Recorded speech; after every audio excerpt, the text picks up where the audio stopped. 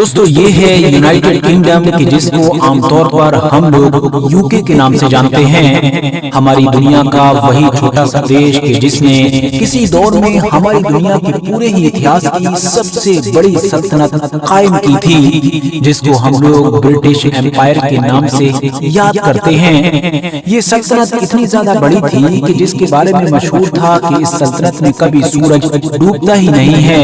کیونکہ اس سلطنت کے اگر ایک علاقے میں سورج ڈوبتا تھا تو آلریڈی کسی دوسرے علاقے میں نکل چکا ہوتا تھا۔ مگر مسلم دنیا کے اینگل سے اگر دیکھیں تو اتہاس میں جتنا زیادہ نقصان برٹش ایمپائر نے مسلم دنیا کو پہنچایا، اتنا شاید کوئی اور طاقت نہیں پہنچا سکی۔ وہ اس لیے کیونکہ چاہے مسلمانوں کی سلطنت عثمانیہ ہو یا پھر مغل سلطنت کہ جو دونوں ہی کسی دور میں دنیا میں سپر پاور کی حیثیت رکھا کرتی تھی، ان دونوں کو ہی ختم کرنے میں کہیں نہ کہیں برٹش ایمپائر کا ہی سب سے بڑا رول تھا۔ آج کے دور میں پورا مڈل ایسٹ جو اتنے چھوٹے چھوٹے علاقوں میں اتنے چھوٹے چھوٹے دیشوں میں ڈیوائیڈ ہے اور وہ بھی اتنا زیادہ انسٹیبلٹی کا شکار ہے، اس کے پیچھے بھی کہیں نہ کہیں ایک بڑا ریزن یہ برٹش ایمپائر ہی تھا۔ اور تو اور 1948 میں اسرائیل کو بنانے والا تو یہ برٹش ایمپائر تھا ہی، اس کے بعد سے لے کر اب تک فلسطین کے خلاف یا پھر عرب دیشوں کے خلاف اس کی مدد کرنے والا بھی امریکہ کے بعد یو کے ہی ہے۔ مگر دوستو اب آپ لوگ چاہیں اس کو وقت کا بدلاؤ کہیے یا جو بھی کہیے، لیکن خود اب یو کے کی ہی ڈیموگرافی پوری طریقے سے بدلنے لگی ہے۔ پچھلے کچھ سالوں کے اندر کچھ ایسے بڑی تیزی کے ساتھ بدلاؤ ہوئے ہیں کہ رپورٹس بتاتی ہیں کہ اسلام وہاں پر سب سے تیزی کے ساتھ پھیلنے والا ریلیجن بن چکا ہے۔ حیرانی کی بات تو یہ ہے کہ یو کے میں اسلام جہاں ایک طرف بڑی تیزی کے ساتھ پھیل رہا ہے اور بڑھ رہا ہے، تو وہیں دوسری طرف کرسچینٹی یعنی کہ عیسائیت کہ جو اتہاسک طور پر صدیوں سے ہی یو کے کا ایک اسٹیٹ ریلیجن رہا ہے، اب وہی وہاں پر سکڑتا جا رہا ہے۔ حد تو یہ ہو گئی ہے کہ اب عیسائیت یونائیٹڈ کنگڈم میں ایک میجورٹی ریلیجن نہیں ہے، وہ تو خود مائنورٹی میں آ گیا ہے۔ اس کی وجہ یہی ہے کہ کیونکہ کسی بھی دھرم کے لیے ایک دیش میں میجورٹی میں آنے کے لیے ضروری ہے کہ پورے دیش کی آبادی میں صرف اس دھرم کی آبادی 50% سے زیادہ ہو۔ مثال کے طور پر ہم انڈیا میں کہتے ہیں کہ ہندو دھرم یہاں پر میجورٹی میں ہے، وہ اسی لیے کہتے ہیں کیونکہ ان کی آبادی 50% سے کہیں زیادہ ہے۔ لیکن یو کے جہاں پر آج سے صرف ایک دو صدی پہلے تک شاید 99% یا پھر 100% عیسائی ہی لوگ رہتے تھے، اب وہاں پر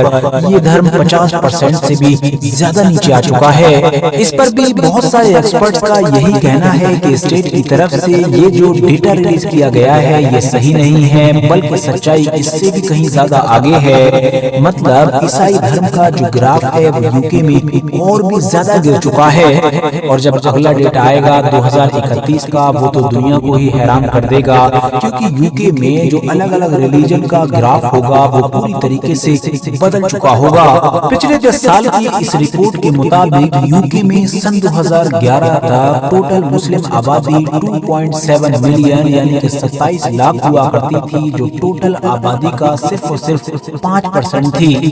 مگر پھر اس میں اگلے 10 سالوں کے اندر یعنی 2021 تک 44% کے ساتھ بڑھوتری ہوئی، اور پھر یہ 2021 میں ٹوٹل ہو گئی 4 ملین مطلب کہ 40 لاکھ، جو کہ یو کے کی ٹوٹل آبادی کا لگ بھگ 7% بنتی ہے۔ مگر یہاں کی مسلم آرگنائزیشنز کا تو یہ کہنا ہے کہ یہ ڈیٹا ایکوریٹ نہیں ہے، بلکہ یہ آبادی 8% سے بھی اوپر پہنچ چکی ہے، اور جس تیزی کے ساتھ اسلام کا گراف بڑھ رہا ہے اور کنورژن ریٹ بڑھا ہے، اس سے لگتا ہے کہ آنے والے کچھ سالوں میں ہی یو کے کی 1/5 آبادی مسلم ہو چکی ہوگی۔ بات کریں اب اگر عیسائی دھرم کے ڈیٹا کی تو 2011 میں یو کے اندر ان کی آبادی ہوا کرتی تھی 59 مطلب کہ 59%، جو 10 سال کے بعد یعنی 2021 میں اب صرف اور صرف 46% رہ گئی ہے، یعنی صرف 10 سال کے اندر ہی 13% سے بھی زیادہ کی گراوٹ آئی ہے۔ اور جیسا کہ میں نے آپ کو پہلے ہی بتایا کہ ان کے خود کے بہت سارے ڈیٹاز ہی یہ دعویٰ کر رہے ہیں کہ یہ آنکڑا بھی غلط ہے، بلکہ اپنے آپ کو عیسائی ماننے والے لوگوں کی آبادی 37% سے